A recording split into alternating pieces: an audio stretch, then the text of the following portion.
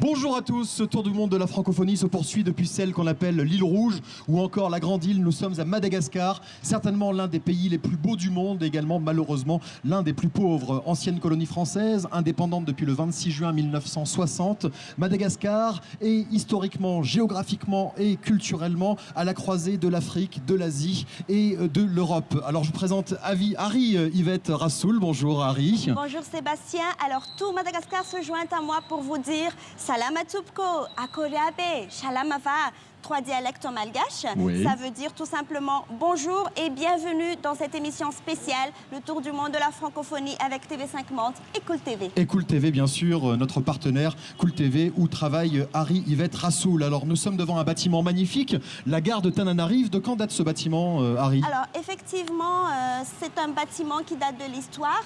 Le bâtiment date de 1908, donc bientôt 110 ans. C'est un lieu emblématique, témoin de l'histoire, comme j'ai dit.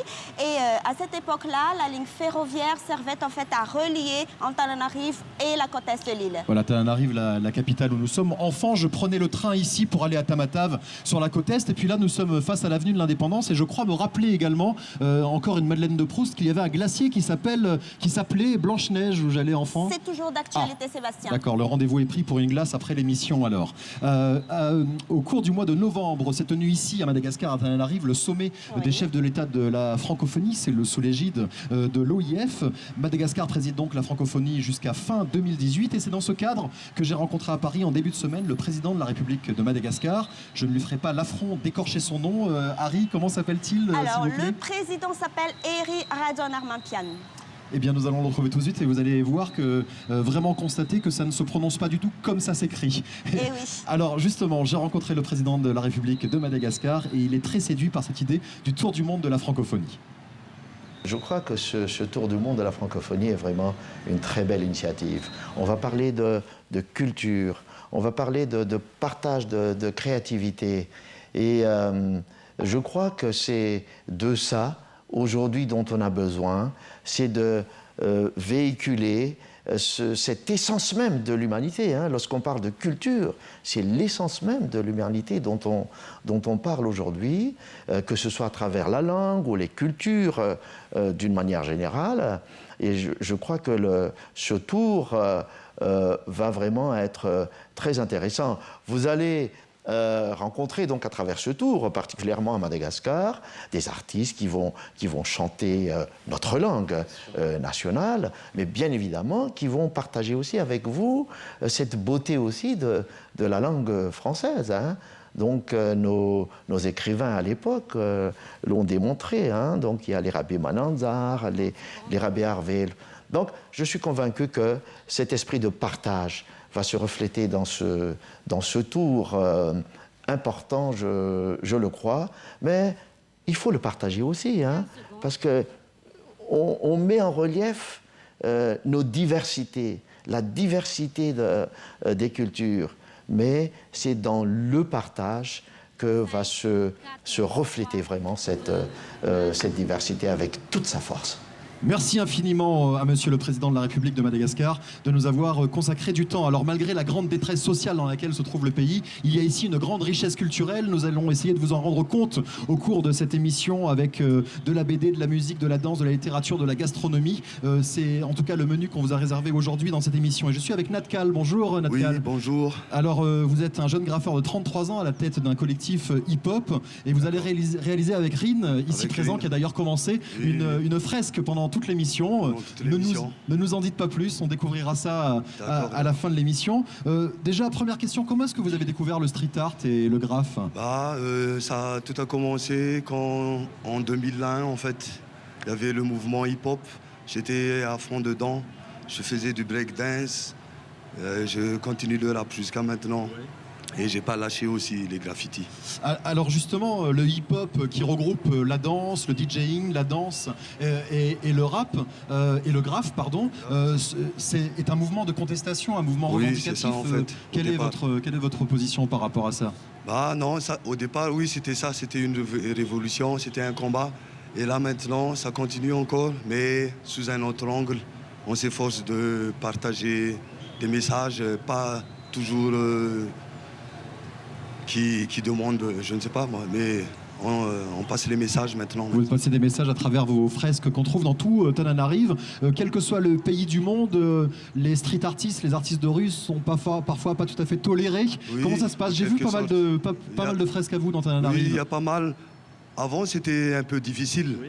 Mais maintenant, les gens ils commencent à aimer, à apprécier. Et maintenant, c'est plus facile, quoi. Ils demandent de peindre leur mur maintenant. Ah ben génial. Ça, écoutez, nous on vous demande de peindre cette fresque ici. Yes. Nous sommes en direct dans le monde entier pour ce tour du monde de la francophonie. On a hâte de voir le résultat.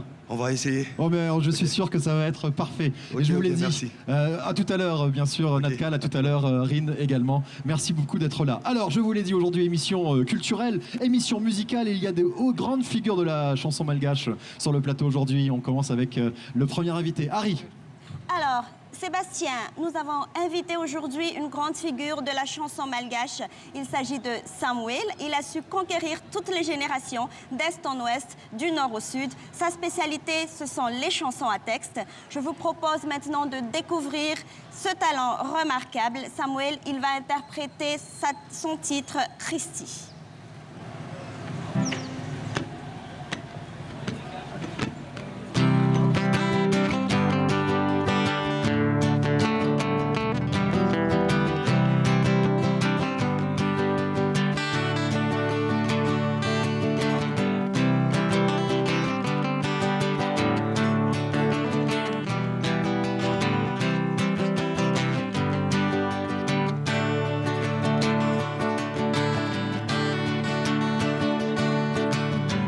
Zanaky ny tena enjan'izy lay tompony ty tany ty zanaky ny tena atiky le vansaky raha ho antsika ty taona ohatraohatra tao atsoty natsagnany Josefa sy Maria raha nanakara-panondro an'izy de nisy soratra hoe Kristy.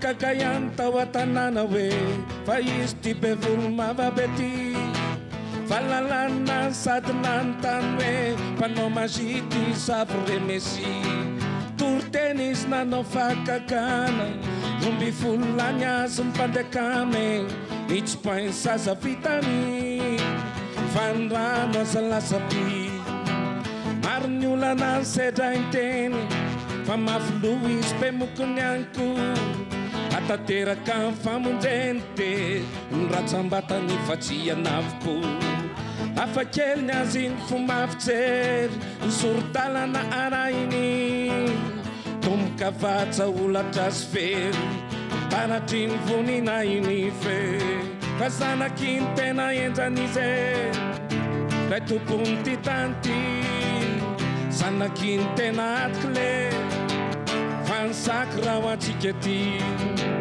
taona ohatraohatra tao atsoty natsangany Josefa sy Maria raha nanakara-panondro an'izy de nisy soratra hoe Kristy.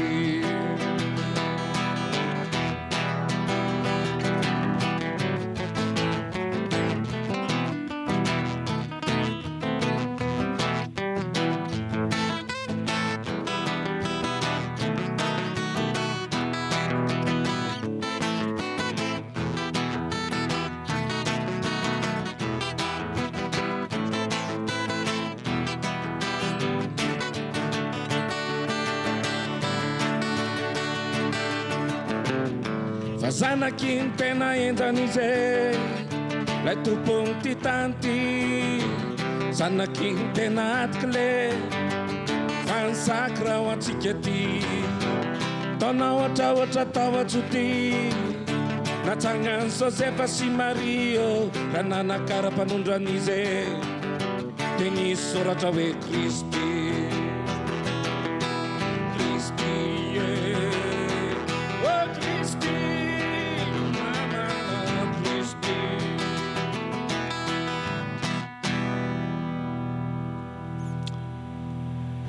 Voilà Samuel, donc avec Christy, certainement l'un des artistes les plus populaires ici sur la Grande Île. Nous en aurons un autre tout à l'heure, une légende vivante qui est Joe Job. On a la chance d'avoir certainement les deux plus grandes stars, les plus grandes vedettes de la chanson malgache aujourd'hui sur ce plateau. Samuel qui nous rejoindra tout à l'heure, bien sûr, ici. Alors je suis avec Ringe Dupré, directrice adjointe de l'Alliance française, organisme qui assure la promotion de la langue de Molière aux quatre coins du monde. Il y a 29 antennes ici à Madagascar, je crois. Hein.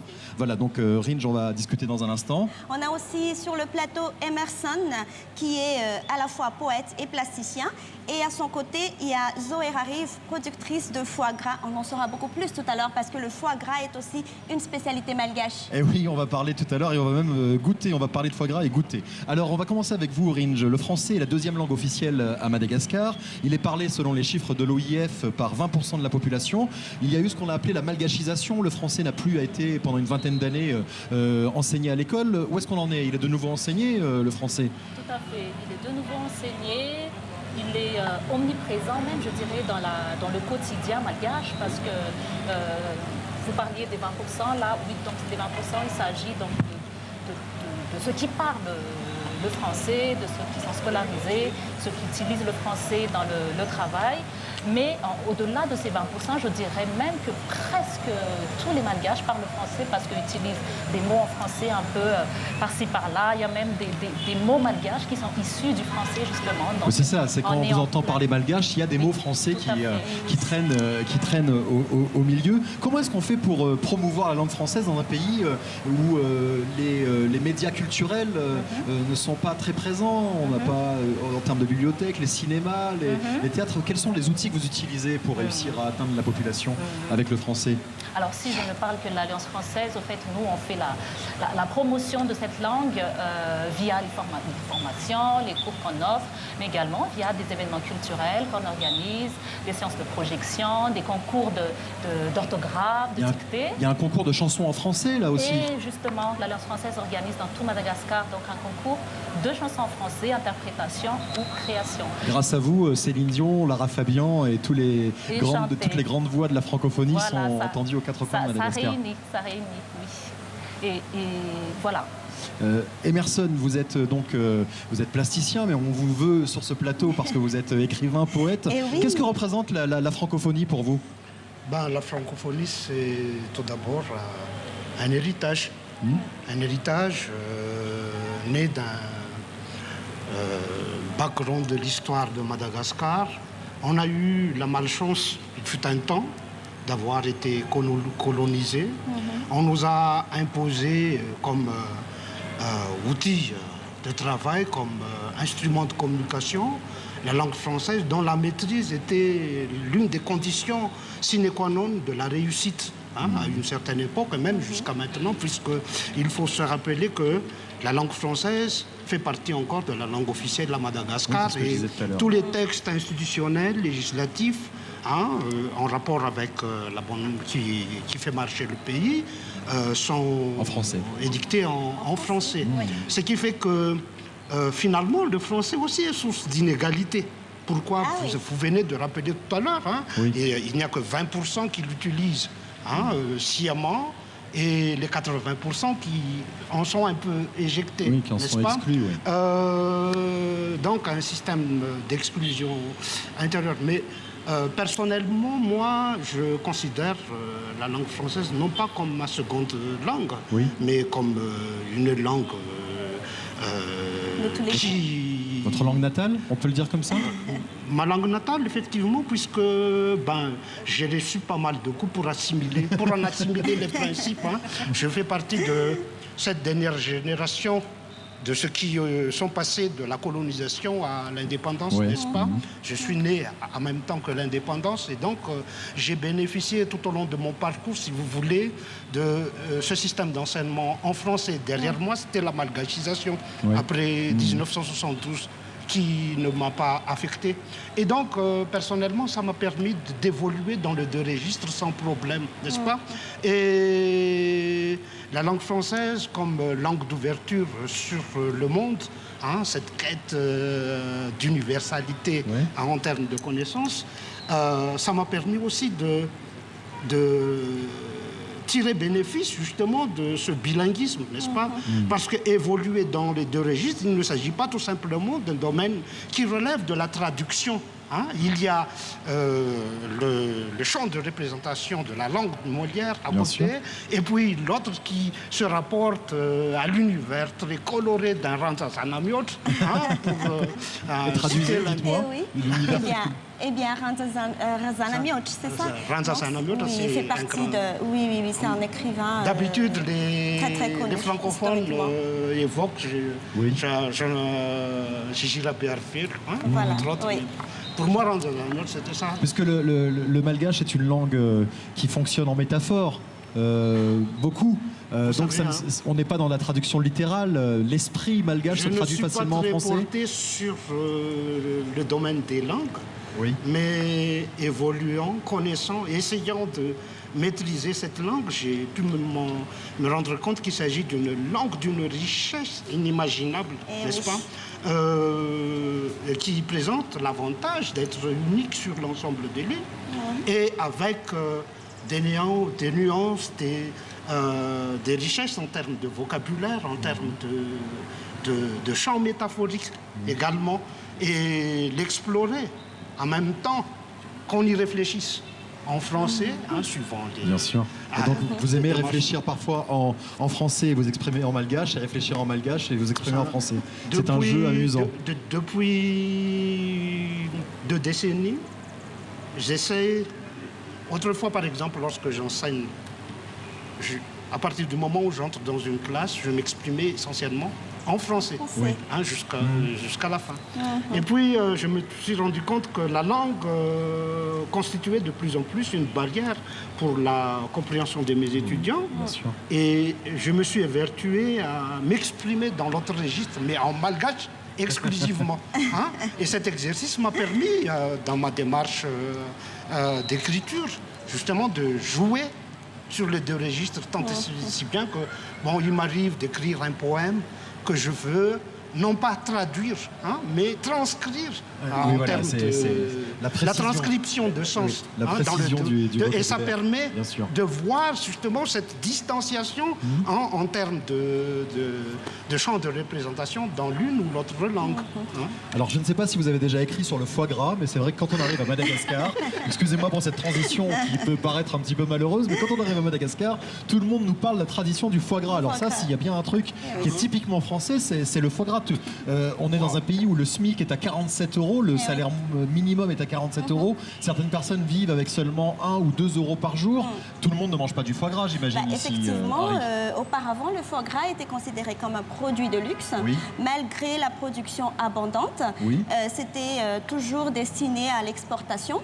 Mais bon, actuellement, on a quand même la chance de déguster au foie gras grâce à la ville de Béens. Mais toujours est-il, en général, c'est toujours un produit de luxe. Oui, voilà, j'imagine. Voilà. En fait. Alors bon, il n'aime pas trop le soleil, le foie gras, mais Zoé Rarive, qui est productrice de foie gras, nous a amené de quoi faire une dégustation. Juste, j'aimerais comprendre... d'où vient cette histoire du foie gras ici à Madagascar? Ça fait une 40aine d'années, en fait, que ça existe à Madagascar. D'après vous, tout à l'heure, vous avez dit que Madagascar est un pays colonisé. Donc, pendant ce temps-là... Il a été colonisé. Enfin, pas d'après moi, c'est l'histoire. Moi, je ne fais que relater les faits. Il a été colonisé. Donc, pendant ce temps-là, Madagascar a accueilli les bonnes choses des Français. D'accord. C'est un héritage. Cet héritage passe par le foie gras. Et certains spécialistes, et je m'excuse auprès des Alsaciens et des gens du sud-ouest de la France, qui sont un peu les capitales mondiales du foie gras, certains spécialistes disent que le foie gras de Madagascar est le meilleur du monde. 1000 excuses pour les Français. Emerson n'est pas sûr de ça. Mais qu'est-ce qui fait la spécificité du foie gras à Madagascar? Oui, la spécificité du foie gras de Madagascar, c'est à partir de matières premières, c'est-à-dire les canards. Ah, le canard malgache est un canard de qualité. Oui, les canards, ce sont des canards canards mulards. Au lieu de oies de Toulouse ou comme ça, ailleurs, à l'étranger. Très bien. Bon, nous allons enquêter sur ce canard mula qui visiblement donne un très bon foie gras. Le temps de passer à la suite, on va goûter, bien sûr, vous en avez ramené. Il y en a au baie rose. Oui. Il y en a différents parfums. Oui, en ce moment, nous avons disposé 5 saveurs différentes. Oui. Et on a nature, poivre vert, baie rose, vanille et au raisin. Très bien. Alors pendant que Harry travaille, puisque Harry est là pour travailler, moi je vais manger. Donc qui est l'invité suivant Dites-moi Harry. Déjà je remercie nos invités, Ringe, Dufray, Emerson bien sûr. On aurait pu parler des heures encore, mais voilà, le temps file, on a un tour du monde à finir et Beyrouth arrive à midi. Alors Harry. Donc j'ai l'honneur de présenter notre prochain invité. Il s'agit de Zozo, un artiste de renommée internationale. Il a su valoriser la musique malgache partout dans le monde. Ce Saleg qu'on connaît tous, né de la région nord et ouest de Madagascar, mais joué dans toute l'île. Il va interpréter un titre aujourd'hui qui s'appelle « Je ne suis pas fils d'un milliardaire », c'est ça? Tizane Kapanarif. Adadzobi. Ah oui.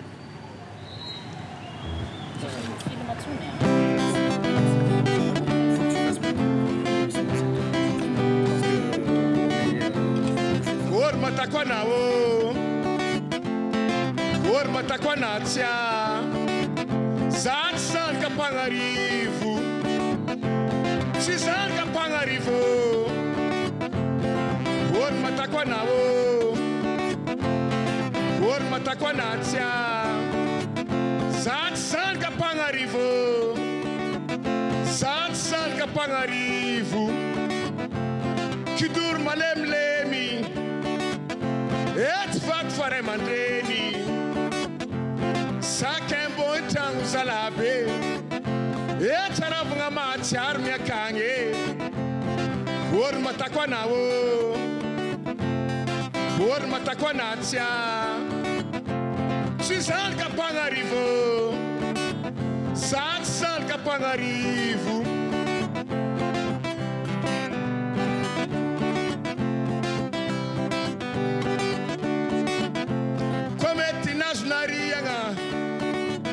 Nagalaro com biarivo Na sextamino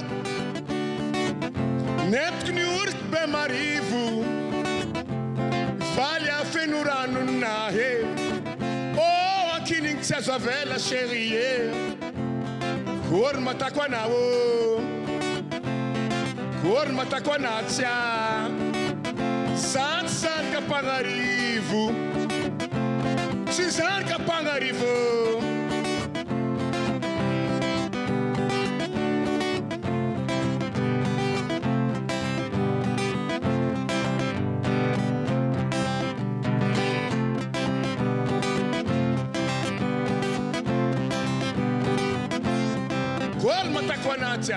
Kol matakwanatia Kidur malemlem Et fat fare mandeni Saken bon tango Charovunga mahatiaro Fat na tora pudi Chapeta kwach tudi Papangu malkako Chas nyanya so maretia Kol matakwana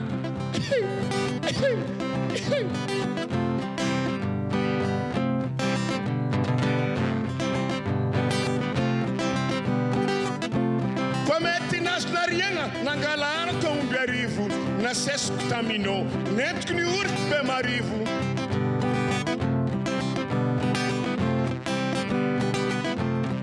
Vai a fenurano Aqui nem se a vela Pena vun na finda Tsara tsarantio Misongo vat na vela Matamanga mata vela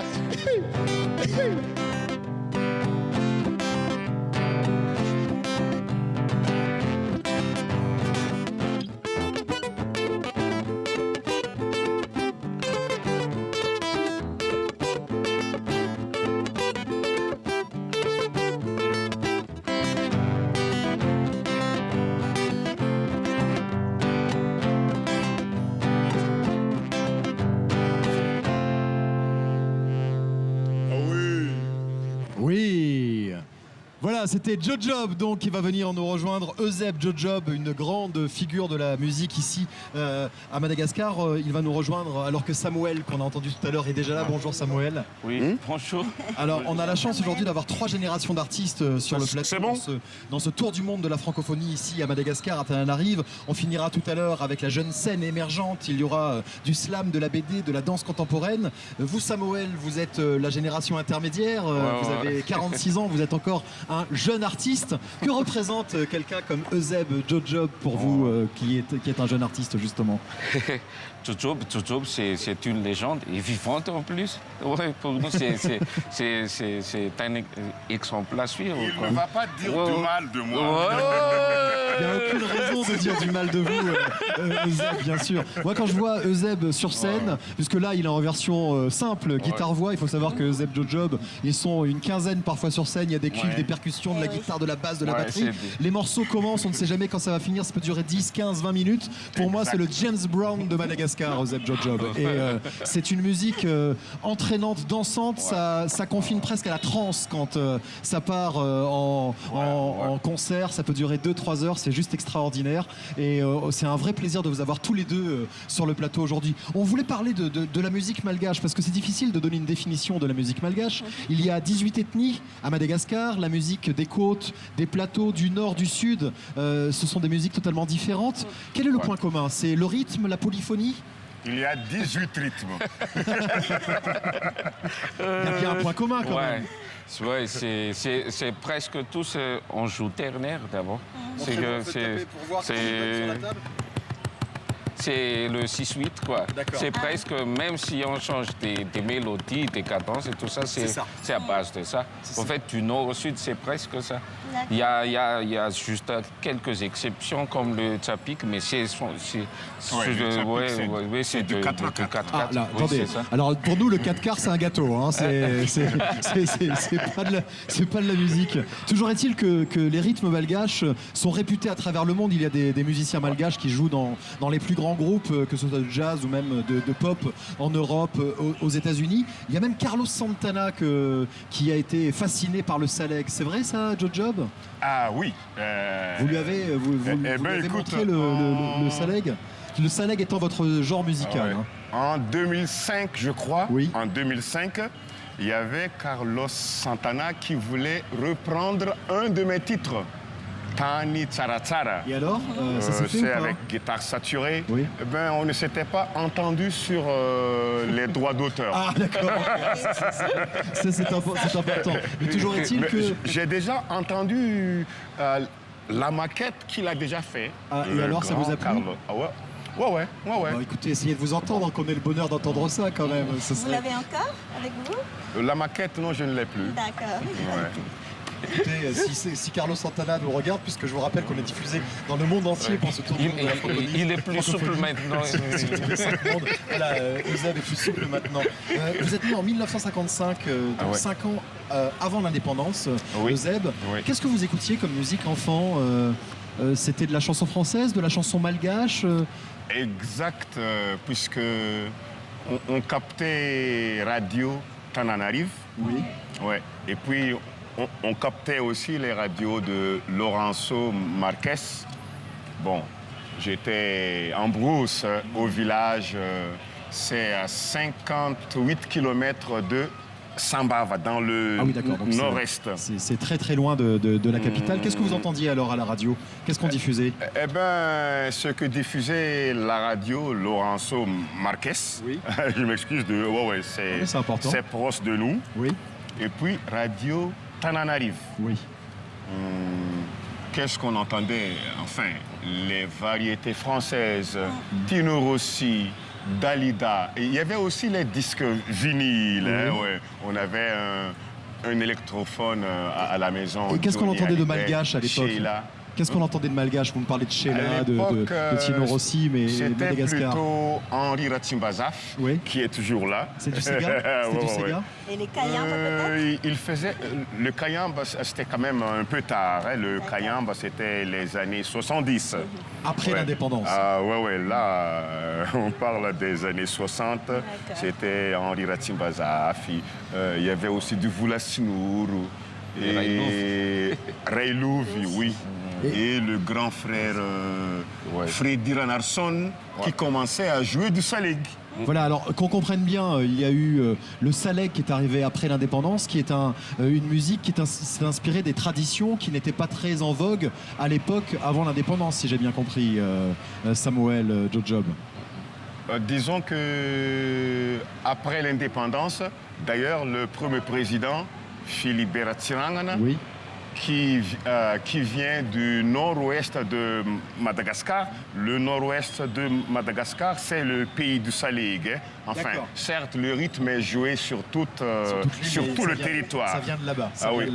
Les Malgaches du Nord, plus fêtards, ils ont, entre parenthèses. Donc à l'époque, quand on a eu l'indépendance, il y avait les chants folkloriques qui montaient. Oui. Et puis le premier président aussi, il aimait ça. Hein, tu voulais dire quelque chose, non? Non, c'est que la population du Nord, tu as dit que c'est plus fêtard, mais c'est qui danse mieux aussi. D'accord. Okay. Vous êtes du Nord aussi, vous, Samuel, ou pas? Non. D'accord, ok. Donc en plus, il est fair-play sur ce coup-là. Vous chantez tous les deux en malgache, un petit peu en français de temps en temps pour Jojob, mais plutôt en malgache. De quoi parlez-vous dans vos chansons? Ce sont des chansons qui parlent d'amour, des chansons qui parlent de la vie quotidienne? Est-ce qu'il y a de la revendication dans vos paroles? Oui, pour moi, c'est surtout des messages. Je parle plutôt des sociales, surtout. De la vie de tous les jours. Il y a quelquefois de la politique aussi dans mes chansons, mais d'amour, bien sûr. Ouais. Et est-ce qu'il y a une dimension sacrée, même mystique dans la musique que vous pouvez jouer ou celle dont vous pouvez vous inspirer? Aussi. Oui. Puisque le malgache, il croit en Dieu, il respecte les ancêtres, et des fois, on retrouve ça dans nos chansons. Par exemple, dans le nord de Madagascar, quand ils disent « Antsa Maventi », grand chant, c'est par rapport au chant des jeunes où le texte c'est vraiment débridé, je m'excuse. Le Antsa Maventi, le grand chant, là on loue Dieu, on vénère les ancêtres et c'est respectueux. Évidemment. Même le rythme, c'est pas endiablé. Non, là on est dans quelque chose, on est dans le recueillement. Oui, voilà. Bon, on va passer à la jeune génération. Vous suivez un petit peu ce qui se passe au niveau de la jeune génération ici à Madagascar? Bien sûr. Oui. Vous êtes encore jeunes de toute façon tous les deux. Ah oui. On vous retrouvera tout à l'heure, Euseb Jojob. Merci beaucoup. Merci beaucoup, Samuel. Merci de nous avoir fait l'honneur de votre présence sur ce plateau. On continue en musique, alors justement avec une jeunette, mais qui a déjà une grande carrière ici. Oui, notre jeune artiste Kayla est avec nous aussi. Aujourd'hui, elle a choisi son rythme, c'est le slam. Et elle a tout récemment créé son groupe qui s'appelle Kayla and Men. Elle va interpréter un morceau qu'elle a écrit lors d'un slamothérapie. Kayla. Merci. Merci beaucoup.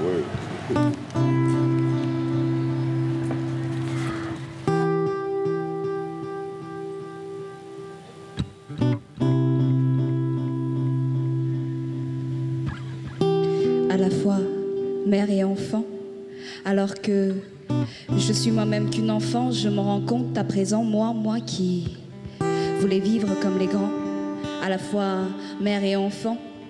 Je ne suis plus une enfant, je suis mère à présent, aujourd'hui j'ai un enfant.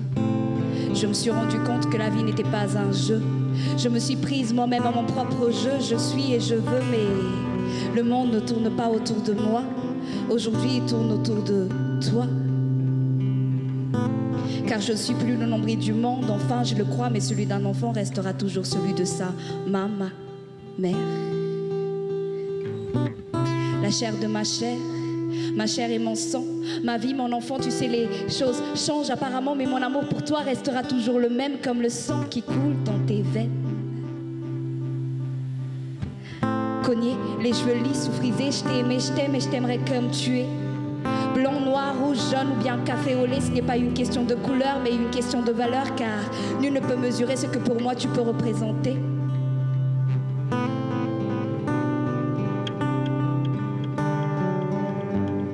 Même si dans notre pays le racisme vit ailleurs aussi, tu seras moins supérieur, tu seras plus inférieur, que tu viennes de moi, d'elle, de lui, de là-bas ou d'ici. Sache que je t'aimerai peu importe le prix, car dans ce monde vil où le vice persiste, où bout à bout le tabou n'existera plus, en dessus de tout et au-dessus de tout on te promettra le ciel, la lune et les étoiles, mais de tes yeux j'aimerais lever ce voile, car même si je ne pourrais pas te donner tout ce que tu veux, je te promets de te donner tout ce que je peux, malgré que je n'ai pas les moyens de te faire voyager. Je te promets que tu feras le tour du monde à travers un crayon et un papier, car la connaissance est le seul héritage que je puisse te donner, en plus du maman, d'un foyer et ta liberté, car tu es et tu seras libre de choisir ta destinée.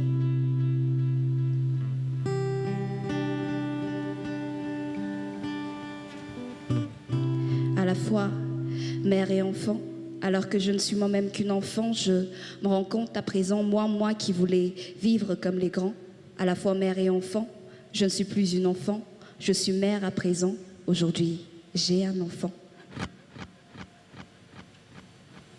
C'était donc Kayla qui va venir nous rejoindre sur ce plateau. Je vous rappelle que nous sommes en plein tour du monde de la francophonie sur TV5 Monde. Nous étions tout à l'heure à l'île de la Réunion et nous serons dans un peu moins d'une demi-heure maintenant à Beyrouth, et puis on finira par Kinshasa. Et donc dans ce long chemin qui dure depuis bientôt 24 heures, qui durera au total 25 heures sur TV5 Monde, eh bien nous sommes à Madagascar. On arrive avec Harry Yvette Rassoul qui m'accompagne de Cool TV. Et on a vu différentes générations d'artistes. Là on est vraiment avec la jeune génération d'artistes malgaches. Franco Clair, bonjour Franco. Alors vous êtes auteur de bande dessinée, auteur et dessinateur de bande dessinée. Vous avez publié aux éditions L'Harmattan, édition française, Les Mystères de Tana, premier et deuxième tome. Donc premier tome, La fille volée, et deuxième, Joyeuse retrouvaille. On parlera de votre univers qui a été présenté au Festival international de la bande dessinée d'Angoulême cette année. Bienvenue sur ce plateau, Franco. Bienvenue aussi Judith Olivia Manantenassou, vous êtes danseuse et chorégraphe et vous avez déjà dansé sur les planches du monde entier, c'est ça? Oui, on va dire. Oui, on peut le dire ainsi, on va en parler dans un instant. Alors Judith est une extraordinaire danseuse, mais elle est un peu timide. Donc voilà, depuis le début de l'émission, enfin depuis ce matin, on est là à la gare, elle me regarde avec des yeux ronds comme ça, genre, mais il va falloir que je parle. Oui Judith, vous allez parler. Et je suis sûr que vous allez dire des choses formidables et nous parler de votre art que vous pratiquez à merveille. Et puis Kayla nous a rejoint. Bonjour Kayla. Bonjour. Voilà, merci beaucoup pour ce très joli slam. Alors que l'on voit derrière la scène Rin et Natkal qui font leur fresque. Alors j'espère qu'ils auront fini, hein. Ils ont un chrono qui tourne, il leur reste encore une vingtaine de minutes pour réaliser cette fresque qu'on découvrira tout à l'heure. Alors votre point commun à tous les trois et votre ancrage dans la réalité de votre pays, dans vos créations. Franco, dans vos BD, il y a des kidnappings, des politiques corrompus, des très riches, des très pauvres, de la misère, une ambiance de polar et de thriller. Est-ce que justement le divertissement est le meilleur moyen de faire passer des messages sociaux, voire politiques? Oui, tout à fait. D'une manière générale, en tant qu'auteur, pour avoir un récit efficace, il faut déjà parler de ce qu'on connaît. Et pour ma part, en tant que malgache et résident à Madagascar, je parle de ce que je connais, c'est-à-dire Madagascar, cet univers que je côtoie tous les jours. Et effectivement, il y a plusieurs manières de faire ça, hein, mais j'ai choisi justement un registre qui est plus dans le divertissement, qui est plus dans les codes du genre. Là, par exemple, pour Les Mystères de Tana, j'ai choisi les codes du polar, un peu de la fiction noire, pour pouvoir parler de ces choses-là. Pour moi, en fait, ce qui prime d'abord, c'est une belle histoire, une belle intrigue bien ficelée, avec des rebondissements. Et le contexte malgache, à ce moment-là, est plus une toile de fond qui permet d'avoir une identité propre au récit. Est-ce que c'est simple d'être édité à Madagascar quand on est auteur de bande dessinée? Pas vraiment, mais d'une manière générale, c'est jamais simple pour tout le monde, hein. Surtout quand on débute en tant qu'auteur, en tant qu'artiste. Mais je pense que ce qui fait la spécificité du contexte malgache, c'est que nous n'avons pas vraiment de dispositif qui soutient les auteurs et les écrivains. Oui. C'est-à-dire que nous sommes obligés de nous tourner vers l'extérieur, là où ces dispositifs existent, pour pouvoir être édités. Et ce qui implique que malheureusement, on va à la rencontre d'un public francophone étrangère d'abord, avant d'avoir une connaissance sociale. Ah, je crois qu'on a un problème de micro, donc continuez avec ce micro. Ça veut dire qu'aujourd'hui que vous êtes reconnu à l'étranger, je l'ai dit, vous êtes édité par un éditeur français, vous avez été présenté au festival de la BD d'Angoulême. Vous commencez à avoir une reconnaissance locale? Tout à fait, tout à fait. C'est une démarche qui, je pense, est obligatoire par rapport à ce que j'ai dit tout à l'heure, par le manque de dispositifs. Et après, c'est pas simple. C'est pas tout le monde. Il y a beaucoup d'appelés, mais peu d'élus. Oui, on va dire. Bien sûr. Justement, quand on parle de reconnaissance locale, il y a Judith Olivia qui est danseuse chorégraphe. Vous faites de la danse contemporaine, vous avez dansé dans de nombreux pays. Est-ce que la reconnaissance internationale vous a ouvert à la reconnaissance locale? J'y travaille parce que c'est pas encore reconnu, vu que mes pièces, non pas mes pièces, mais une pièce que j'ai créée dernièrement, c'est pas vraiment pour les malgaches. Les malgaches. Et du coup, je suis en train d'y travailler. Attendez, on va vous donner le micro de Franco, visiblement. Il y a un problème de son. Est-ce que là, vous pouvez me dire en régie si on l'entend? Voilà, Judith a réussi à saboter le matériel, si vous voulez. Elle voulait tellement pas parler, tellement timide, qu'elle a enlevé les piles de son micro avant de monter en plateau. Voilà, je vous ai repéré là, Judith, c'est ça le truc. Donc, on parlait de la reconnaissance locale. Oui, en parlant de la reconnaissance locale, je suis en train d'y travailler en ce moment, vu que toutes mes pièces n'est pas accessible pour les malgaches. Et je suis en train de trouver une autre manière, une autre façon d'entrer en communication avec le pays local. Oui, même si ce n'est pas les fans, mais tout le monde ici à Madagascar. D'accord. Et malgré le manque d'intérêt du public, vous vous impliquez dans la formation des jeunes aussi. Vous êtes, il y a une dimension sociale. Vous trouvez un écho chez les enfants. La danse, ça leur plaît? Oui, ça leur plaît. Tout d'abord, quand on fait la danse contemporaine, ça les attire pas au premier abord, mais on a une technique en fait pour aborder les enfants. Et vu que la danse contemporaine, c'est vraiment une éducation formidable dans laquelle j'ai été formée, et je pense qu'on va faire une grande chose à partir de ça. Est-ce que c'est assimilé maintenant alors? Ça commence à assimiler, vu qu'il y a la compagnie Louvatine, je parle un peu d'elle, qui travaille avec les écoles primaires publiques. Et on intervient dans ces écoles-là pour justement éduquer les enfants. D'accord. On parlait de votre travail auprès des écoles. Kayla est avec nous, donc slameuse. On a eu la chance de vous avoir tout à l'heure sur le plateau. Vous avez livré une de vos créations. Vous faites de la slamothérapie, vous aussi. Qu'est-ce que c'est la slamothérapie, Kayla? Oui, la slamothérapie, c'est une thérapie par l'intermédiaire du slam. Donc moi, je l'ai créée il y a quelques années, il y a 4 ans maintenant. À quel type de population? Je m'adresse à tout type de population parce que moi, je suis très engagée. Et surtout, moi, je trouve que Madagascar, c'est un pays jeune et la jeunesse, c'est l'avenir du pays. Et j'ai privilégié surtout la jeunesse de Madagascar. Donc, je travaille avec les jeunes incarcérés, les mères précoces, les jeunes victimes de viols et de violences et les gamins des rues de Tana. Oui, alors justement, dans vos slams que j'ai pu entendre, vous décrivez un petit peu comme Franco d'ailleurs à sa façon, vous décrivez une réalité de la jeunesse malgache. Quel est le message que vous voulez faire passer? Franco, lui, il a décidé de faire la manière un peu humoristique. Un peu douce. Moi, un peu douce. Moi, je me dis, pour se faire entendre, au fait, maintenant, il faut taper du poing sur la table.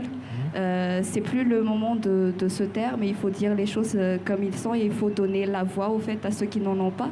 Donc moi, j'ai décidé de crier, de gueuler, d'être engagée dans mes textes. Et je pense que ça passe parce qu'on m'a découvert il y a quelques années par le Buzz de Madagascar, qui parle de la situation politique à Madagascar, qui parle aussi de la colonisation beaucoup.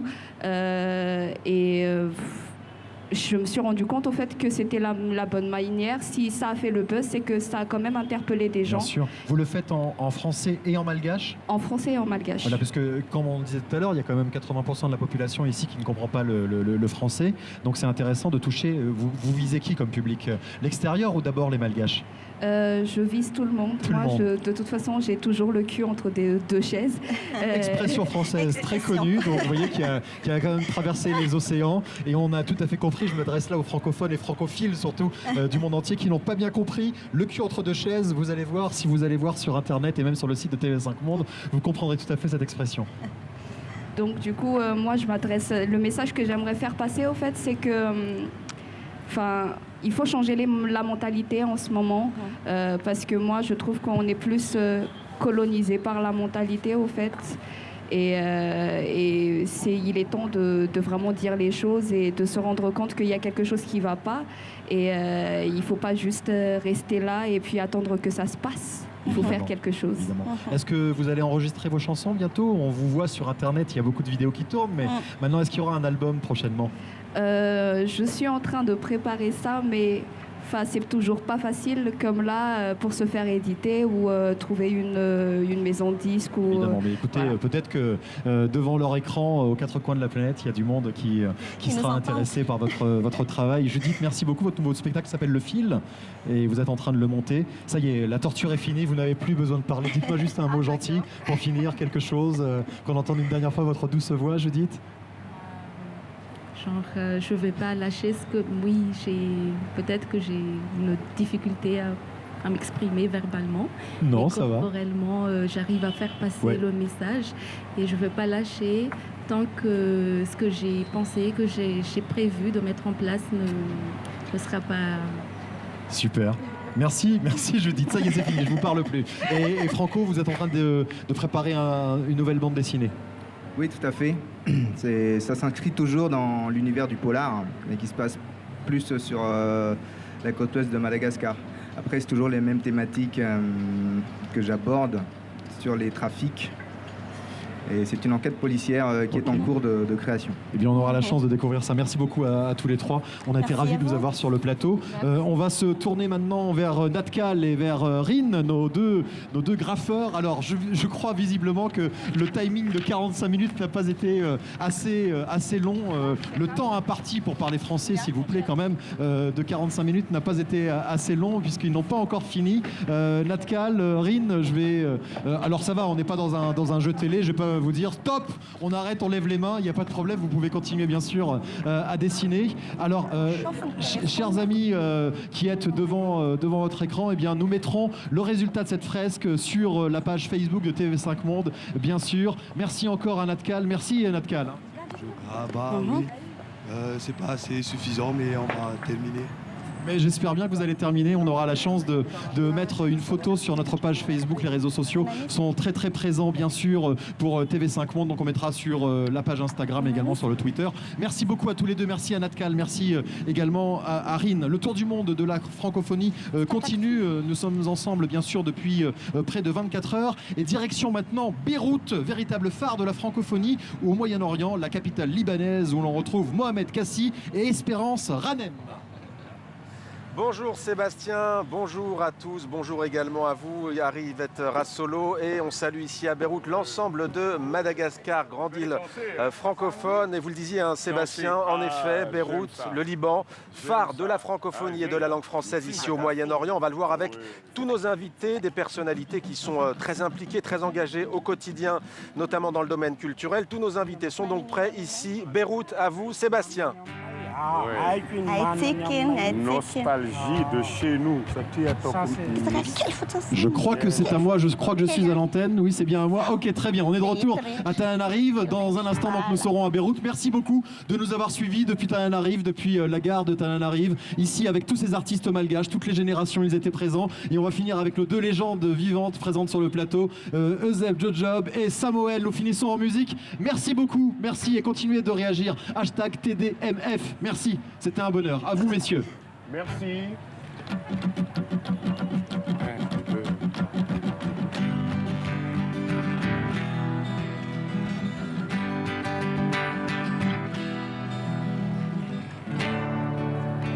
Quelque part dans l'hémisphère sud, chevauchant les tropiques Capricorne, c'est Madagascar que l'on veut, oui. Ce pays chaud et pluvieux. Chers amis, j'ai la nostalgie chez nous. Nostalgie, j'ai la nostalgie de chez nous. Chers amis, oh, j'ai la nostalgie de chez nous. Nostalgie, j'ai la nostalgie de chez nous.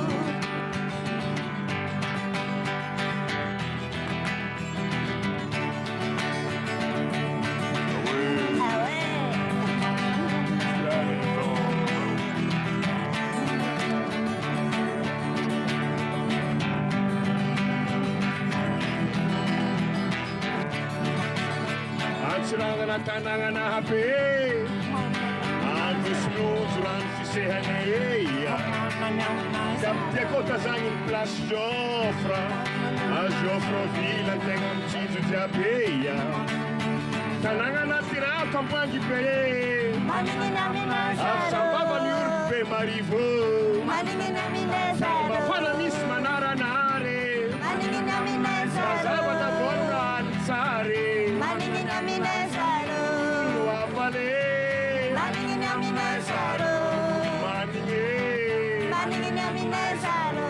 Luavale